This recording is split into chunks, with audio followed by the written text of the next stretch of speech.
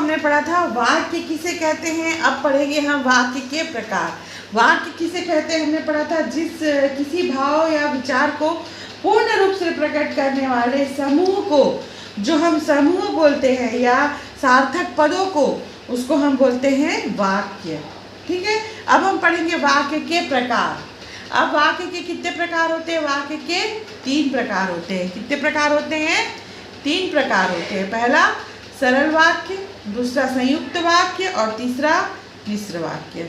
अब सरल वाक्य किसे कहते हैं? जिस वाक्य में एक ही कर्ता, आपको ध्यान रखना है, जिस वाक्य में एक ही कर्ता एवं एक ही क्रिया होती है उसे सरल वाक्य कहते हैं। जैसे वह आगरा में रहता है, वह आगरा में रहता है। अशोक के पिता के पास एक कार है। ठीक है। अशोक के पिता के पास एक कार है।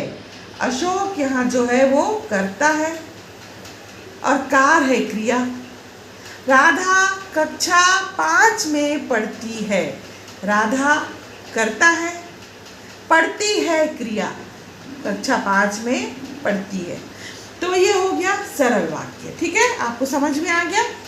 ये हो गया सरल वाक्य, क्योंकि अशोक के पिता के पास एक कार है। ये हो गया, एक ही लाइन में खत्म हो गया ये शब्द।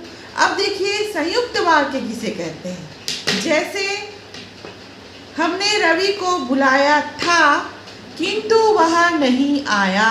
अब देखिए हमने रवि को बुलाया था, ये हो गया एक वाक्य। यहाँ तक तो ठीक था, बुलाया था। अब किंतु जुड़ गया, किंतु वह नहीं आया। किंतु क्या हो गया? किंतु क्या हो गया? जोड़ने वाला शब्द हो गया, जो वाक्य को जोड़ते हैं। वाक्य को जोड़ने वाले शब्द को क्या कहते हैं? समुच्चय बोधक। समुच्चय बोधक अवयव, इसे हम कहेंगे। वाक्य को जो जोड़ता है वो समुच्चय बोधक अवयव में आता है, वो है ना। आगे हम पढ़ेंगे उसको भी। हमने रवि को बुलाया था किंतु वह नहीं आया, तो ये हो गया समुच्चय बोधक अर्थ हो गया, है ना। तो ये संयुक्त वाक्य हो गया, ये संयुक्त वाक्य में आ गया।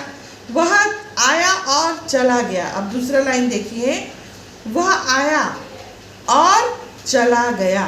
वह आया एक वाक्य और हो गया संयुक्त वाक्य, संयुक्त समुच्चय बोधक वाक्य, समुच्चय बोधक अवयव। ये जो और है, और लगाकर हमने वाक्य को जोड़ा, चला गया। वह आया, चला गया। अगर वह आया और नहीं लगाते, चला गया सिर्फ रहता, तो ये अधूरा वाक्य रहता। ये हमको शब्द निरर्थक शब्द हो जाता, निरर्थक वाक्य हो जाता। ये हम आगे पढ़े हैं सार्थक और निरर्थक, तो ये हो जाता अगर हम लिखते वह आया चला गया। अब हम इसमें अगर और नहीं जोड़ते तो ये वाक्य गलत हो जाता।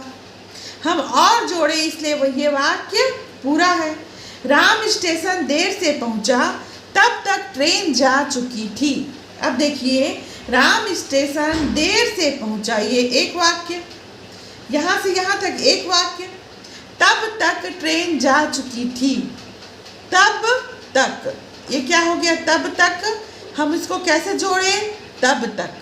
ये कौन सा अवयव है? ये है समुच्चय बोधक अवयव। समुच्चय बोधक अवयव से हमने वाक्य को जोड़ा। तब तक ट्रेन जा चुकी थी। अगर हम बोलते राम स्टेशन देर से पहुंचा, ट्रेन जा चुकी थी, ये वाला जो अर्थ रहता वो गलत होता। अब हमने बोला राम स्टेशन देर से पहुंचा, तब तक ट्रेन जा चुकी थी, ये सही वाक्य है। ठीक है, ये संयुक्त वाक्य में आता है। अब देखिए 3rd नंबर, मिश्र वाक्य किसे कहते हैं। जैसे मिश्र वाक्य में आएगा जिस वाक्य में एक प्रधान उपवाक्य और शेष उसके आश्रित उपवाक्य होते हैं उसे मिश्र वाक्य कहते हैं। जैसे मैं जानता हूँ कि तुम चोर नहीं हो। मैं जानता हूँ कि तुम चोर नहीं हो। मैं जानता, मिश्र वाक्य मैं जानता हूँ कि तुम चोर नहीं हो।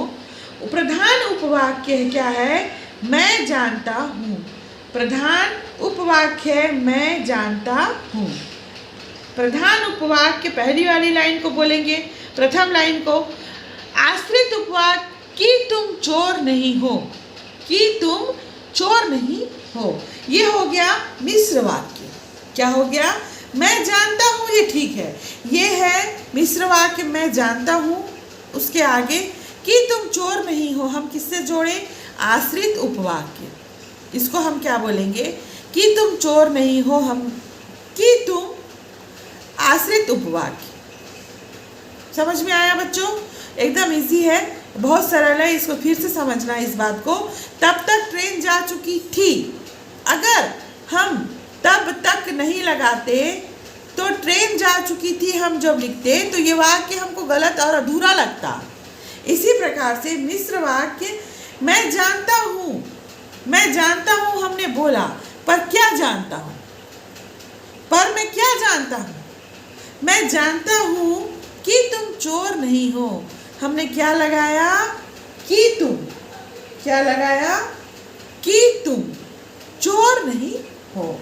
समझ में आ गया?